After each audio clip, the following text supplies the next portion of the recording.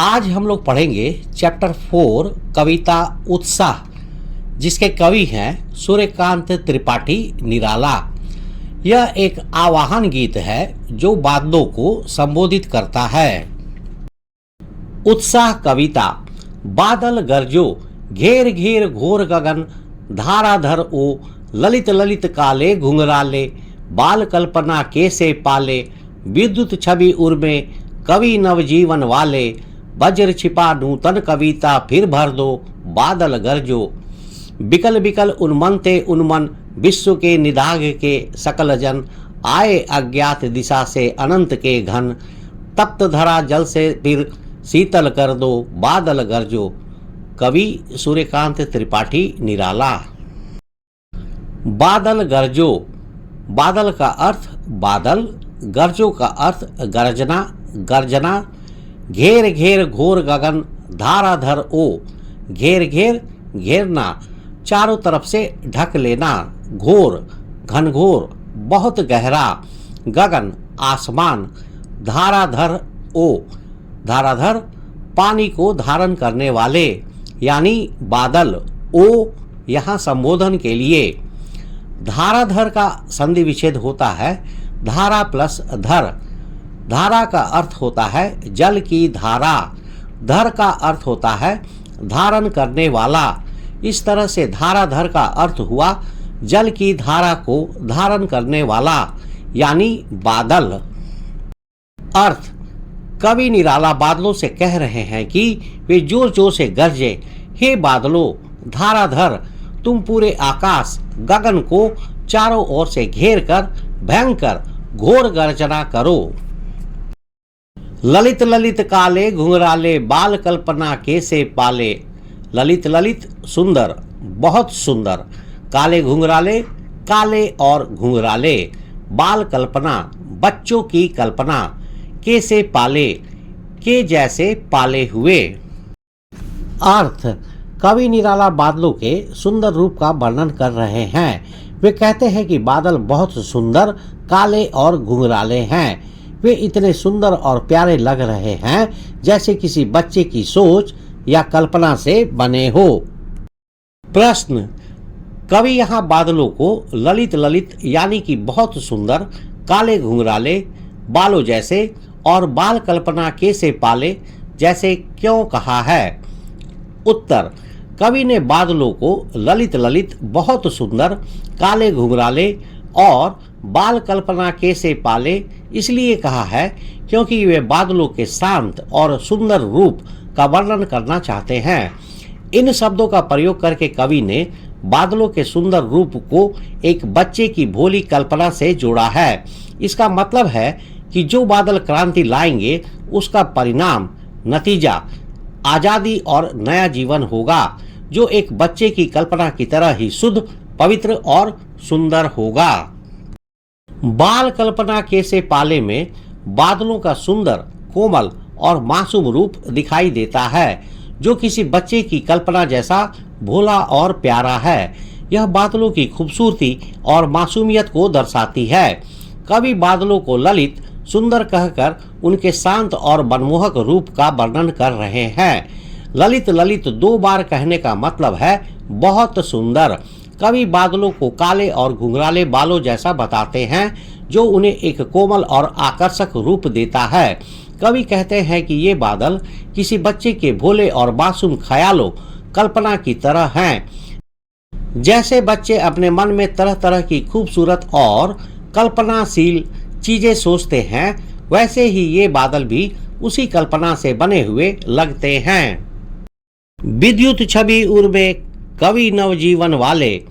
विद्युत छवि, बिजली की सुंदरता या चमक। उर में, हृदय में। कवि, यहाँ बादल को कवि कहा गया है। नवजीवन, नया जीवन। वाले, देने वाले, लाने वाले। अर्थ। कवि निराला कहते हैं, हे बादलों, तुम्हारे हृदय में बिजली की सुंदर चमक छिपी है, तुम नया जीवन देने वाले हो। कवि बादलों से कह रहे हैं कि वे केवल गरजे ही नहीं, बल्कि अपने अंदर की शक्ति और ऊर्जा, एनर्जी को बाहर निकालकर लोगों में एक नया जोश भर दें। प्रश्न। कवि यहाँ विद्युत छवि उर्वे अर्थात हृदय में से क्या कहना चाह रहे हैं? उत्तर, बादलों के अंदर जो छिपी हुई बिजली या विद्युत थंडर स्टॉर्म एंड लाइटनिंग है, वह परिवर्तन या बदलाव ला सकती है। कवि उसे विद्युत छवि उर्मे अर्थात हृदय में कहकर उसकी सुंदरता की तारीफ कर रहे हैं। इसका मतलब है कि बदलाव या क्रांति की ताकत में भी एक अलग तरह की सुंदरता होती है, क्योंकि क्रांति से समाज में परिवर्तन आता है, समाज बदल जाता है। यहाँ भारत के समाज की गुलामी से आजाद होने की बात हो रही है, जो कि सुंदर होगा। प्रश्न, इन पंक्तियों में कवि किसको कहा जा रहा है और क्यों कहा जा रहा है? उत्तर, यहाँ बादलों को कवि के रूप में दिखाया गया है, क्योंकि बादल गरजकर और बरसकर धरती में और लोगों के जीवन में बदलाव लाते हैं। बादल गरजकर और बरसकर धरती को हरा भरा कर देते हैं और निराश और दुखी लोगों के मन में उत्साह और खुशियां भर देते हैं। प्रश्न, कवि यहाँ पर बादलों को नवजीवन वाले क्यों कह रहे हैं? उत्तर, यहाँ पर बादलों को दो अर्थों में नवजीवन वाले भी कहा जा रहा है, जिसका मतलब है कि बादल नया जीवन देने वाले हैं। पहले अर्थ में बादल धरती पर पानी बरसाकर नई फसलें उगाते हैं और धरती पर एक नया जीवन लाते हैं। बादलों के बरसने से सूखी और बेजान धरती हरी भरी हो जाती है। दूसरे प्रतीकात्मक सिंबॉलिक अर्थ में वे समाज में क्रांति और बदलाव लाकर सोए हुए और निराश लोगों में नया जोश और उत्साह भरते हैं, जिससे उनके जीवन में नई शुरुआत होती है। बादल सिर्फ पानी बरसाने वाले ही नहीं हैं, बल्कि वे समाज में नया जीवन और ऊर्जा एनर्जी लाने वाले भी हैं। बादलों के बरसने से धरती पर एक नया जीवन आता है, सूखी और बेजान धरती हरी भरी हो जाती है। ठीक इसी प्रकार कवि की कविता भी निराश और हताश लोगों में जोश और उत्साह भरकर लोगों के जीवन में खुशी लाती है। लोगों को जब ब्रिटिश शासन की गुलामी से आज़ादी मिलेगी तो उनके लिए भी यह एक नया जीवन होगा, अर्थात कवि की कविता भी नया जीवन देने वाली है। कवि चाहते हैं कि उनकी कविता भी क्रांति के बादल की तरह गरजकर गुलामी को खत्म कर दे और एक स्वतंत्र खुशहाल भारत का निर्माण करे। भारतीय स्वतंत्रता संग्राम इंडियन फ्रीडम मूवमेंट के समय उत्साह कविता जैसे कई आवाहन गीत लिखे गए थे, जो लोगों को आज़ादी के लिए लड़ने के लिए मनोबल बढ़ाते थे। वज्र छिपा नूतन कविता फिर भर दो बादल गरजो। वज्र इंद्र का हथियार जो बहुत शक्तिशाली होता है। यहाँ इसका मतलब है एक बहुत शक्तिशाली और कठोर भावना। छिपा हुआ, नूतन कविता, नई कविता, फिर भर दो, फिर से भर दो, बादल, गरजो, गर्जना।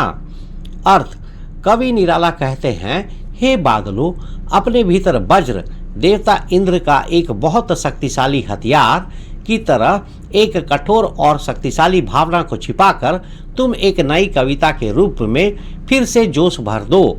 कवि बादलों से कह रहे हैं कि वे केवल गरजे ही नहीं, बल्कि अपने अंदर की शक्ति और ऊर्जा एनर्जी को बाहर निकालकर लोगों में एक नया जोश भर दें। प्रश्न, कवि का यहाँ पर वज्र छिपा का क्या मतलब है? उत्तर, बादलों में वज्र का मतलब होता है बिजली चमकना, थंडर एंड लाइटनिंग। यहाँ पर वज्र छिपा का मतलब है कि बादलों के अंदर एक बहुत ही कठोर और शक्तिशाली भावना वज्र के जैसी छिपी हुई है, जो विध्वंस या विनाश ला सकती है। प्रश्न, नूतन कविता फिर भर दो से कवि का क्या मतलब है? उत्तर, नूतन कविता फिर भर दो से कवि का मतलब है कि जिस तरह बादल गरजकर और बरसकर धरती में नया जीवन लाते हैं, उसी तरह समाज में भी बदलाव और क्रांति की आवश्यकता है। यह बदलाव पुरानी रूढ़ियों, ओल्ड ट्रेडिशंस और अन्याय को खत्म करके एक नए, खुशहाल और स्वतंत्र समाज का निर्माण करेगा। बादल गरजकर और बरसकर दुखी और निराश लोगों में नया जोश और उत्साह भर दे।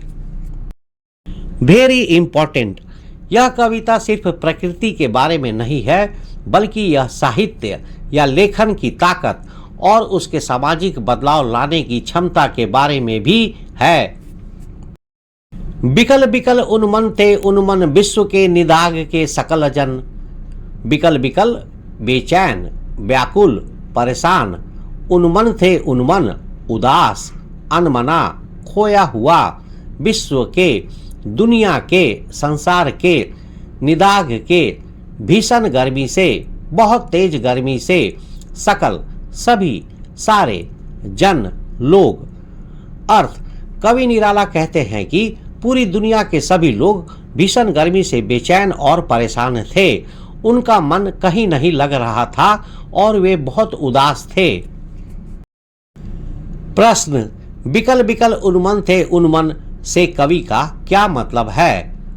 उत्तर, बिकल का अर्थ होता है बेचैन, व्याकुल, परेशान और उन्मन का अर्थ होता है उदास, अनमना, खोया हुआ। इन पंक्तियों में कवि निराला ने धरती पर फैली भयानक गर्मी और उसके कारण लोगों की बेचैनी का वर्णन किया है। यहाँ बिकल और उन्मन शब्दों को 2 बार दोहराया गया है ताकि लोगों की बेचैनी और उदासी बहुत अधिक है को दिखाया जा सके। कवि कहते हैं कि सभी लोग गर्मी से इतने परेशान थे कि उनका मन बहुत बेचैन था और वे किसी भी काम में मन नहीं लगा पा रहे थे। विश्व के निदाग के सकल जन कहने से कवि का क्या मतलब है? उत्तर, निदाग शब्द का अर्थ भीषण गर्मी या ताप होता है और सकल जन का अर्थ सभी लोग होता है। निदाग शब्द का प्रयोग यहाँ कविता में सिर्फ भीषण गर्मी के लिए नहीं, बल्कि निदाग शब्द का प्रयोग जीवन की मुश्किलों और दुखों के लिए भी किया गया है। कवि कहते हैं कि गर्मी से परेशान सभी लोग, सकल जन, जीवन के दुखों से भी बहुत परेशान थे। यहाँ पर निदाग गर्मी या ताप, दुख, निराशा और पराधीनता, गुलामी का प्रतीक, सिंबल है। उस समय भारत ब्रिटिश शासन की गुलामी की जंजीरों में जकड़ा हुआ था और यह निदाग, गर्मी या ताप उसी शोषण और पीड़ा का प्रतीक, सिंबल है। इस तरह कवि बादलों से कह रहे हैं कि वे केवल गर्मी ही नहीं, बल्कि लोगों के जीवन की उदासी और परेशानियों को भी दूर करें।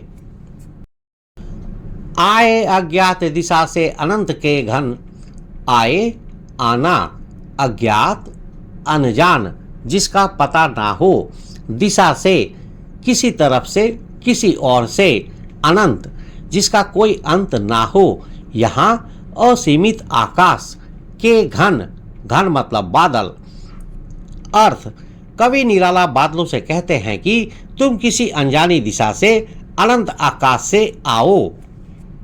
व्याख्या, इन पंक्तियों में कवि ने बादलों का समाज में महत्व, वैल्यू को दर्शाया है।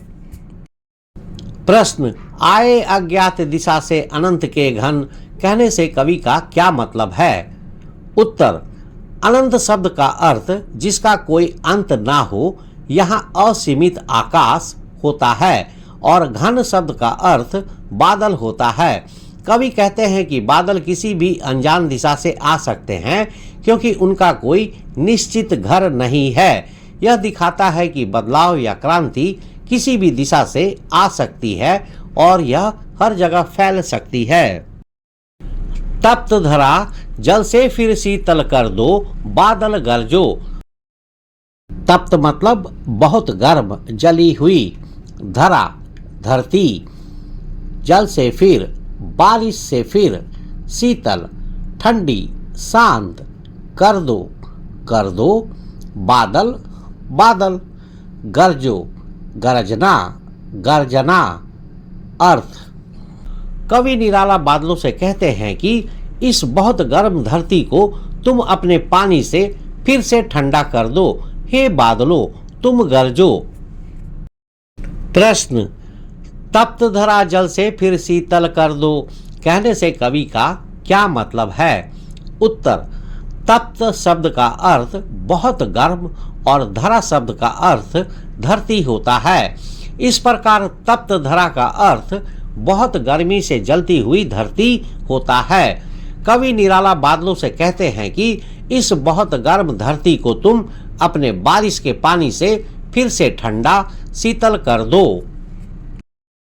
यहाँ तप्त धरा केवल गर्मी से जली हुई धरती नहीं है, बल्कि यह दुख, निराशा और शोषण से पीड़ित लोगों के समाज का एक रूप है। कवि बादलों से कह रहे हैं कि जैसे तुम बारिश से धरती को ठंडा करते हो, वैसे ही तुम लोगों के जीवन से सारे दुखों और परेशानियों को दूर कर दो और उन्हें शांति प्रदान करो।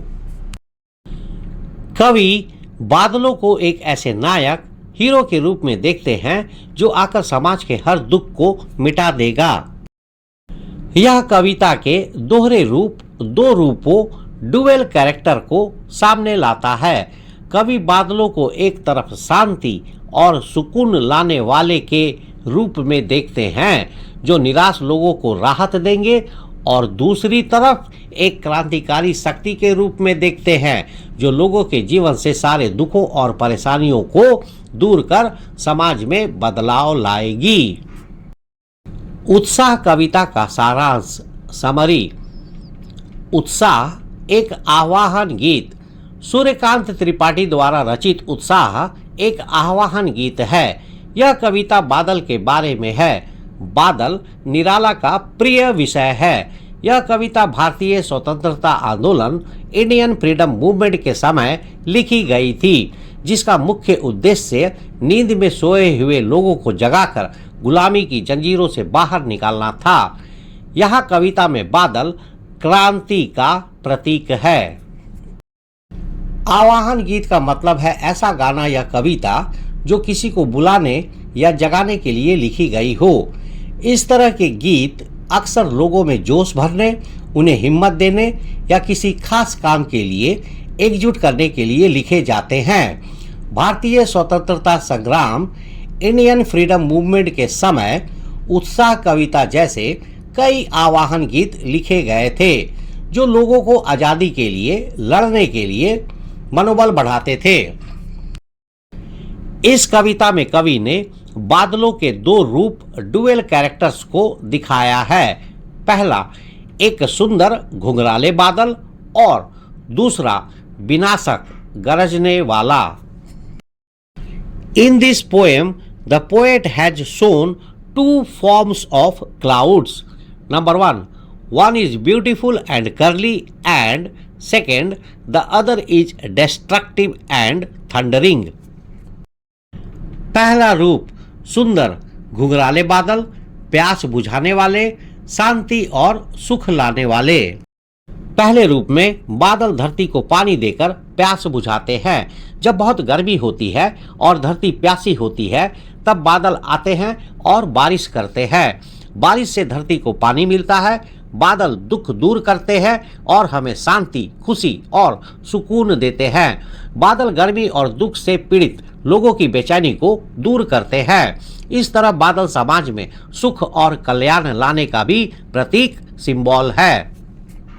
दूसरा रूप विनाशक गरजने वाला, क्रांति और नवजीवन का प्रतीक, बदलाव और जोश लाने वाले। दूसरे रूप में बादल सिर्फ धीरे धीरे बारिश ही नहीं करते, बल्कि वे बहुत जोर से गरजते भी हैं और बिजली भी कड़कड़ाते हैं, जो सोए हुए और निराश लोगों में एक नया जोश और उत्साह भर देता है। बादल समाज में बदलाव, क्रांति और विद्रोह का प्रतीक, सिंबल है।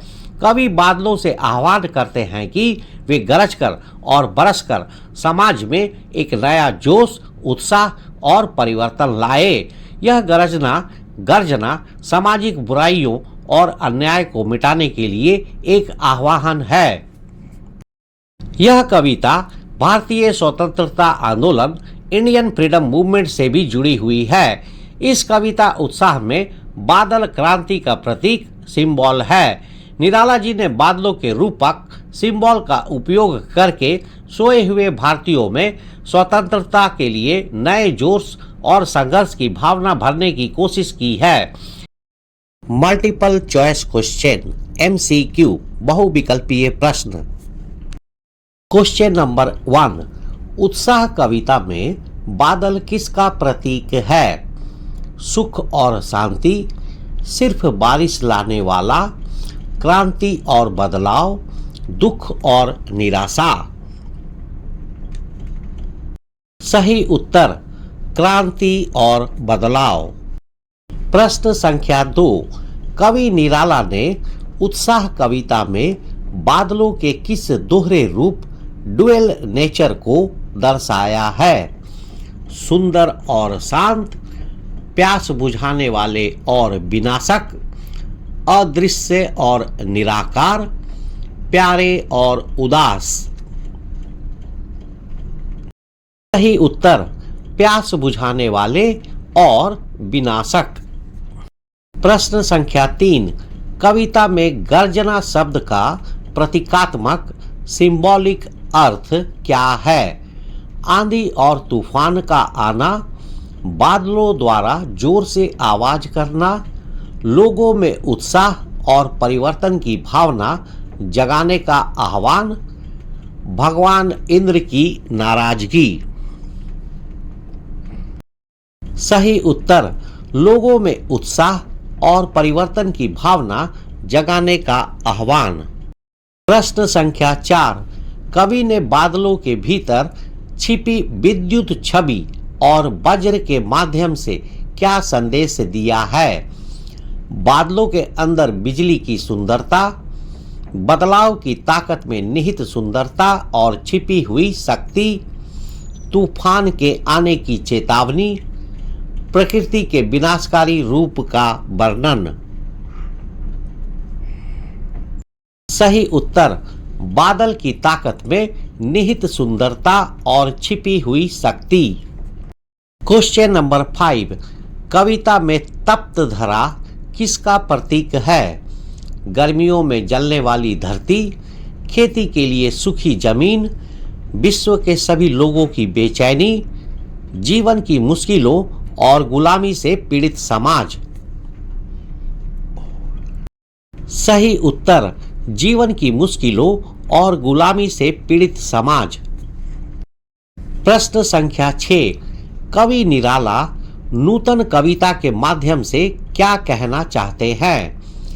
नई कविता शैली का प्रचार, साहित्य में नए विषयों को शामिल करना, लोगों को जगाने और बदलाव के लिए प्रेरित करना, कविताओं में नए शब्दों का प्रयोग। सही उत्तर लोगों को जगाने और बदलाव के लिए प्रेरित करना। प्रश्न संख्या 7, बाल कल्पना कैसे पाले पंक्ति में कवि बादलों के किस रूप का वर्णन कर रहे हैं? बादलों के विशाल और शक्तिशाली रूप का, बादलों के सुंदर और मनमोहक रूप का, बच्चों को डराने वाले बादलों का, बादलों के तेजी से बदलने वाले रूप का। सही उत्तर बादलों के सुंदर और मनमोहक रूप का। Short questions and answers. Question number 1, कवि बादल से फुहार, रिमझिम या बरसने की जगह गरजने के लिए क्यों कहता है? उत्तर, कवि बादलों से फुहार, रिमझिम या बरसने की जगह गरजों के लिए कहता है क्योंकि बादल अपनी भयंकर गर्जना से सब कुछ बदल देते हैं।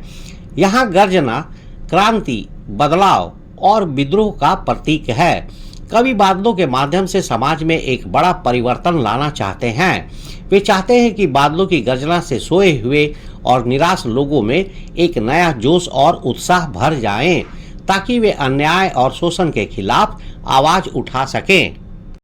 क्वेश्चन नंबर 2, कविता का शीर्षक उत्साह क्यों रखा गया है? उत्तर, कविता का शीर्षक उत्साह इसलिए रखा गया है क्योंकि यह कविता लोगों में नया जोश, उत्साह और संघर्ष की भावना जगाने का एक आह्वान गीत है।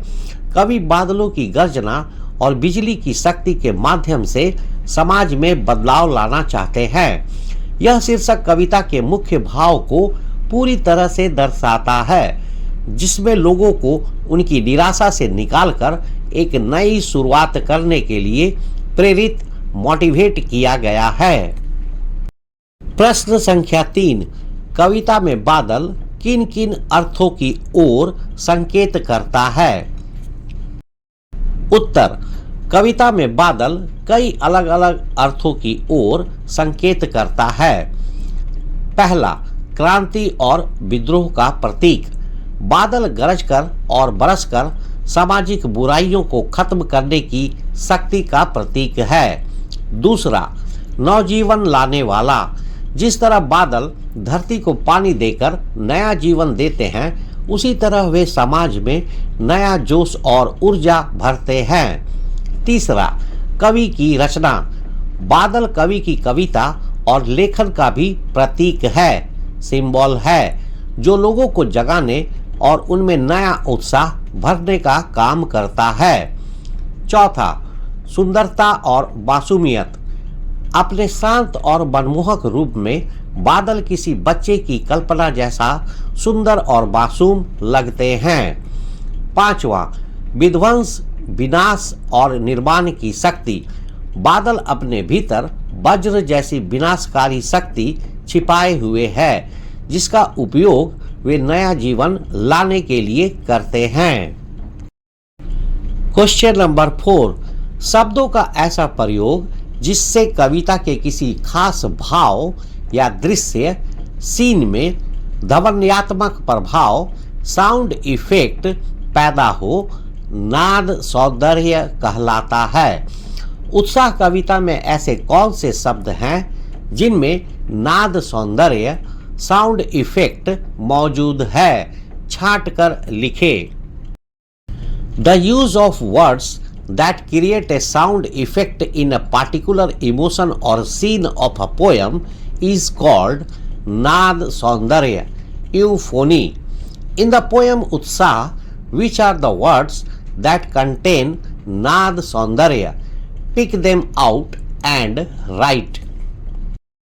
उत्तर, नाद सौंदर्य ऐसे शब्दों का प्रयोग है जो कविता में एक ध्वन्यात्मक प्रभाव, साउंड इफेक्ट पैदा करते हैं। एग्जाम्पल, जैसे कि बुद्धम शरणम गच्छामि या फिर ओम। बोलने से ऐसा लगता है कि ध्वन्यात्मक प्रभाव, साउंड इफेक्ट हो रहा है। उत्साह कविता में नाद सौंदर्य, साउंड इफेक्ट वाले शब्द ये हैं। नंबर 1, गरजो। नंबर 2, घेर घेर घोर गगन। नंबर 3, ललित ललित काले घुंघराले। नंबर 4, बाल कल्पना कैसे पाले। नंबर 5, बिकल बिकल उन्मन थे उन्मन।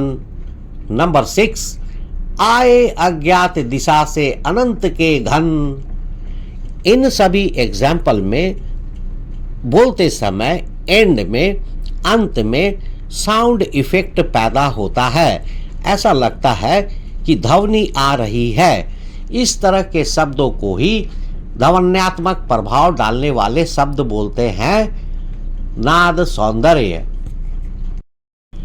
इस वीडियो में बताए गए सभी मुख्य पॉइंट्स आपकी परीक्षा के लिए बहुत इंपॉर्टेंट है। अगर आप इन्हें याद रखेंगे तो आप आसानी से अच्छे मार्क्स ला सकते हैं।